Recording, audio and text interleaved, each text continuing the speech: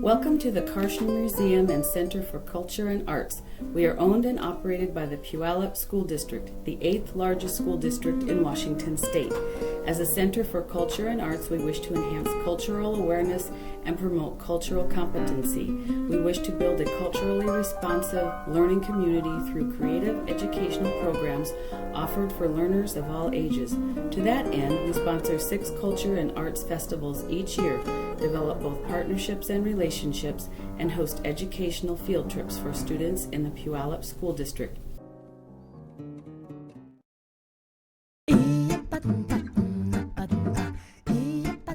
In October 2015, the Puyallup School District, Broadway Center for Performing Arts, and the Karshner Museum and Center for Culture and Arts presented Dia de la Raza, a festival of Latino cultures.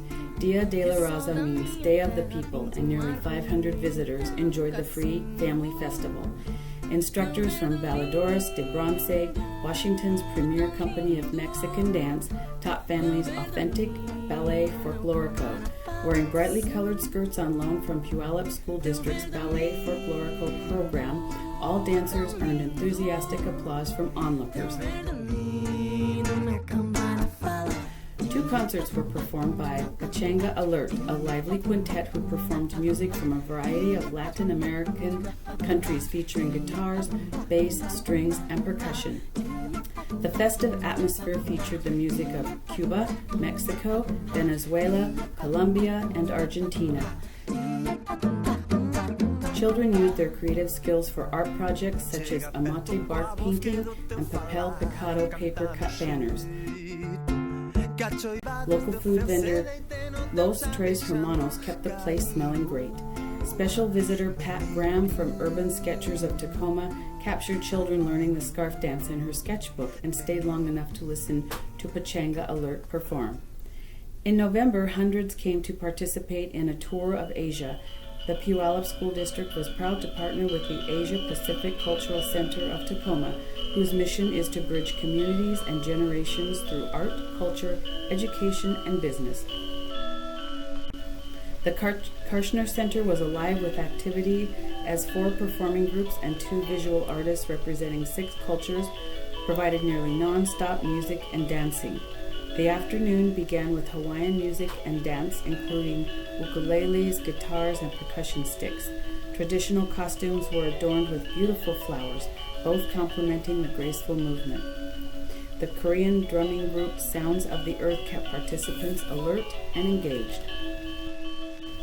The Great Hall provided the perfect performing area for Korean and Okinawa drummers and dancers. Dancers from the Federal Way School Pacific Islanders Club performed dances representing Samoa, Fiji, and Tonga. Visitors young and old learned Korean calligraphy, Japanese name writing, Mongolian art and games, and Cambodian art and history. The entertainment was varied and educational. Children were drawn to the lively and colorful dancing, but they also loved the many art projects representing Asian and Pacific Islander culture. Students made red paper lanterns and tapa cloth designs and dragon puppets in the Karshner Center's classroom. They learned the art of shadow puppetry, made their own puppets, and told stories together. Families enjoyed a full afternoon of activities and entertainment and had the chance to sample a lunch from the Filipino Kitchen, a local food vendor. The exciting flavors and delicious smells of Philippine cuisine filled the Karshner Center and added to a wonderful cultural experience. In January 2016, the energy of young people was contagious when the Karshner Museum and Center for Culture and Arts hosted a day of drama. Here, children learned to use their whole body to show emotions and feelings. The Karshner Center was filled with actors of all ages experimenting with pretend characters and imaginary settings. Participants learned from professional actors and professional educators. You could feel the nervous excitement from all who attended the workshop Drama is Fun, in which participants learned how to audition for commercials. Children learned about the craft and business of auditioning in front of a camera, then recorded their own audition. Words came alive through facial expression, body language, and expression in the voice. Talented actors entertained the audiences with a performance of A Splash of Red, The Life and Art of Horace Pippin. The family theater performance was presented by Bookett Repertory Theater, an award-winning theater ensemble from Seattle. Audience members learned that Horace Pippin was an African-American painter born in Pennsylvania in 1888. As a child, he loved to draw pictures for his sisters, his classmates, and his co-workers. Even during World War I, he filled his notebooks with drawings from the trenches until he was shot. Children watched with rapt attention as they witnessed Pippin's incredible true story of triumph when not even an injured arm could keep him from his art. Throughout the day, participants were encouraged to make masks in the art classroom. The Karshner Center's Day of Drama wouldn't be complete without time for creative make-believe. The art room was buzzing with activity as children designed and crafted their own masks.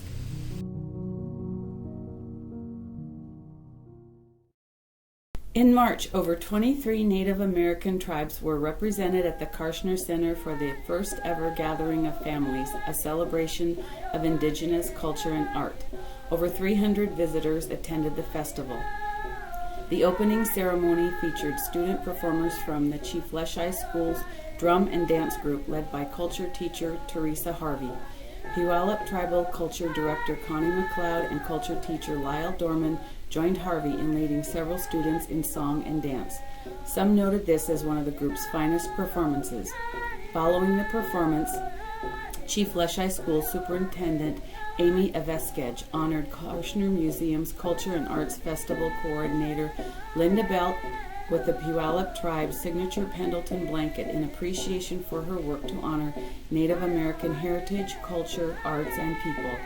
Talented storytellers kept visitors entertained with simple legends and oral history, providing some of the teachings of Native American culture. Animated performers such as Harvest Moon, Roger Fernandez, and Paul Wagner joined musicians and dancers in a day of celebration, song, and dance. Naturally, crafts were designed with a native focus. Children learned to soften cedar bark, weave headbands, and carve into scratchboards covered with sand. Friends from the Samish tribe of Indians provided the closing song after coastal Salish carver and artist Bill Bailey shared comments about his artwork. The 4 panels Bailey designed were installed at the Karshner Museum in the summer of 2015 and are a beautiful representation of the partnership Puyallup School District enjoys with the Samish people. In April, wildlife artist Becky Crow was featured in a free event designed for families who wanted to explore endangered species, conservationism, and related art projects. Specializing in wildlife and tribal portrait art, Becky Crow's desire to study both in their natural world has led to adventurous travel across 6 continents and over 45 countries, including Antarctica, the Amazon, China, India, Nepal, Thailand, Borneo, Russia, and many countries on the African continent. Visitors met the artist and learned about her adventures with endangered wildlife, including her work with the renowned conservationist Jane Goodall. Crow shared her latest adventures with Goodall in the Congo and polar bears in the Arctic. Families learned to draw animals realistically and learn the techniques of pointillism. They also made animal masks. At the Karshner Museum and Center for Culture and Arts, we are committed to creating exhibitions and learning experiences which will help visitors make connections between themselves and the world in which we live. This past year, thousands of visitors have experienced the joy and wonder of the Karshner Museum and Center for Culture and Arts. We hope to see you sometime soon.